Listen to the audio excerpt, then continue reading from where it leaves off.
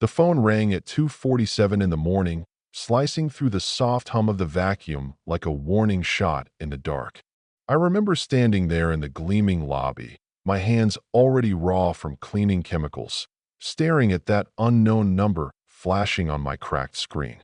For a split second, I almost let it ring out, thinking, no way am I dealing with some telemarketer from the other side of the world. But something in my gut told me to pick up. Maybe it was fate, maybe it was just curiosity, but I hit answer. And just like that, my entire life took a turn I never saw coming. Please, you must help. The voice on the other end was frantic, almost drowning in panic and a heavy accent. My boss, he's in danger. The deal, it's falling apart. Everything will be lost. I blinked, the cleaning cart creaking as I shifted my weight. I think you have the wrong number. No, you don't understand. She cut me off, desperate. Nobody answers. Mr. Morrison, he's not picking up. The meeting starts in 4 hours, Tokyo time.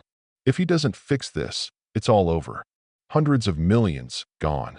And there I was, just a night shift cleaner at Morrison Tech, suddenly dragged into the kind of boardroom drama you only read about in glossy magazines left behind in break rooms. Wait, I asked, are you talking about Nathan Morrison, the CEO? Her voice, trembling, brightened with hope. Yes, yes. You know him?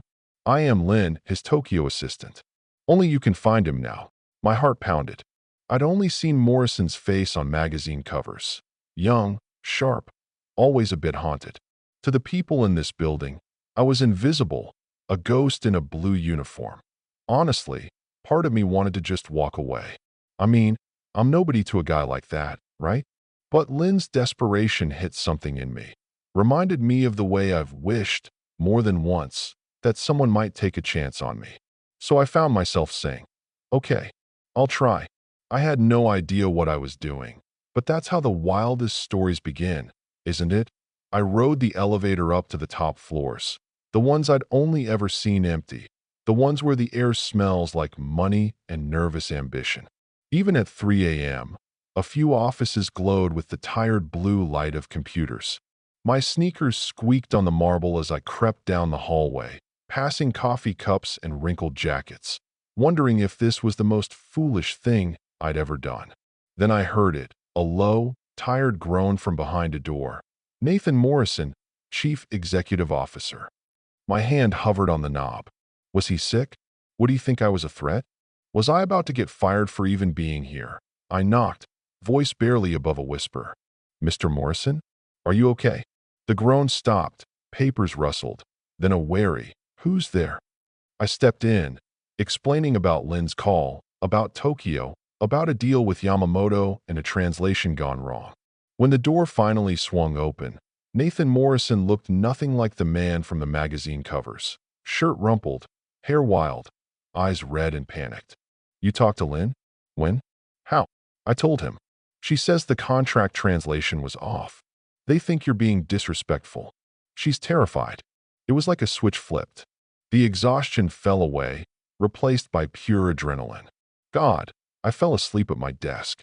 My phone must have died. If Yamamoto thinks we disrespected him, he started tearing through papers, running his hands through his hair like a man who just realized he'd slept through his own wedding. Standing there, awkward and out of place, I felt that old urge to shrink away. But something kept me rooted. Maybe it was the memory of all the times I'd been overlooked, all the times I'd wanted someone to see me as more than just a cleaner. Is there anything I can do to help? I asked, and that simple question, genuine, unscripted, seemed to reach him in a way that nothing else could. He paused, looked at me, really looked at me, for the first time. What's your name? He asked. Juliana Washington, I replied. He nodded, almost in disbelief. Juliana, you might have just saved my company. Nathan called Lynn back, hands shaking, voice hoarse. As they spoke, I realized the crisis ran deeper than a missed call. The contract's wording had missed the subtleties of Japanese business culture. Wrong greetings, wrong order of respect, everything twisted just enough to turn a partnership into an insult. Lynn explained, you must apologize, Mr. Morrison. Not by email, not by lawyer, but from your heart. He must see you as a person, not just a businessman. Nathan looked at me, lost. How am I supposed to be vulnerable with a man I've never met? I shrugged. Maybe just tell him the truth. Why this matters to you. Why you're scared to lose it. People know when you're being real. He was silent for a long moment, then asked, "Will you help me figure out what to say?" I laughed, nerves fraying at the edges. "I'm a cleaner, not a consultant. You know people. That's what I need right now." We worked through the night, Nathan rewriting, me listening, sometimes just keeping him grounded when the pressure threatened to crack him. When Lin called with another twist, Yamamoto, too, had inherited his company from his father, held on to his family's honor above all else. Nathan realized this wasn't just a business deal. It was a mirror. Both men were fighting for something much bigger than money. Dawn broke as Nathan made the hardest call of his career. He didn't hide behind business jargon or excuses. He talked about his father, about legacy, about wanting to build something meaningful, not just profitable. He apologized, sincerely, for not understanding the subtleties that mattered. There was a long silence. Then, finally, Mr. Yamamoto replied, "I will meet with you. But you must bring the person who helped you understand this." Nathan looked at me, stunned. "He wants to meet you, Juliana." I tried to protest. I was just a cleaner, after all. But Mr. Yamamoto wouldn't budge. Sometimes, the most important insights come from unexpected places. And just like that, I was drafted into the biggest business meeting of my life. That morning, as the sun poured into Nathan's office, the phone wouldn't stop ringing. Wall Street Journal, Harvard Business School, venture capitalists. Everyone wanted to hear about the cleaner who saved a multi-million-dollar deal. I wanted to hide under the table, but Nathan wouldn't let me. "You're the reason any of this worked. You're coming with me to Tokyo." We spent the next days preparing, not just for the business side, but for the cultural side, learning about Japanese customs, how to bow, how to show respect. Nathan insisted I be myself. "It was your honesty that made all this possible. Don't lose that." Landing in Tokyo felt like stepping onto another planet. The neon, the buzz, the polite warmth of everyone we met. It was beautiful and overwhelming all at once. Mr. Yamamoto greeted us in person, his presence calm but commanding. In that first meeting, he wanted to hear from me. So, I told the truth. This isn't about contracts or profits. It's about legacy, about not wanting to let down the people who believed in you.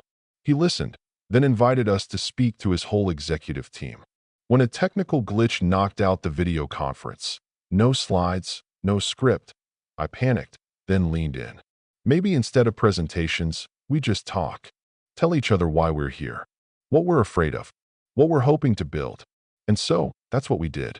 And for the first time, I watched a room full of powerful executives open up, share what mattered most to them. I realized, business, at its heart, is just people.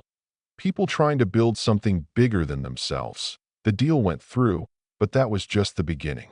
More companies called, asking for help with their own negotiations. The story of the cleaner-turned-consultant spread. Soon we were consulting not just on business, but on relationships, culture, trust. Of course, it wasn't always smooth. I worried constantly about failing, about being found out as just a regular person in a world of Ivy League degrees and billion-dollar contracts. But Nathan always reminded me, it's your perspective, your ability to ask questions and listen, that changes everything. Somewhere in the blur of flights and meetings, Nathan and I grew closer. What started as a professional partnership became something more. We shared late-night dinners, confided fears about family, about legacy, about love. He asked me once if I missed my old life. The simplicity, maybe, but not the feeling that my dreams were out of reach. Now, I was dreaming bigger than ever, building community centers, teaching other outsiders that their perspective was their strength. 6 months later, as I stood in the lobby of our new consulting firm, Morrison Yamamoto, looking up at the plaque with both our names, I realized the most unexpected moments really can change everything. A wrong number had turned out to be the right call at the right time. I'd gone from invisible cleaner to co-founder, from worrying about rent to planning the next big adventure. When Harvard called, asking us to share our story with the next generation of business leaders, I told them the truth. Success isn't about having all the answers. It's about asking the right questions, about caring enough to listen, about being brave enough to be yourself. Especially when the world tells you that you don't belong. So I'll ask you. Yeah, you listening right now. What's the moment that changed everything for you? Was it a phone call you almost didn't answer? A chance you almost didn't take? Drop a comment and let me know, because the real power in these stories is how they connect us, how they remind us that anyone, from anywhere, can change the game.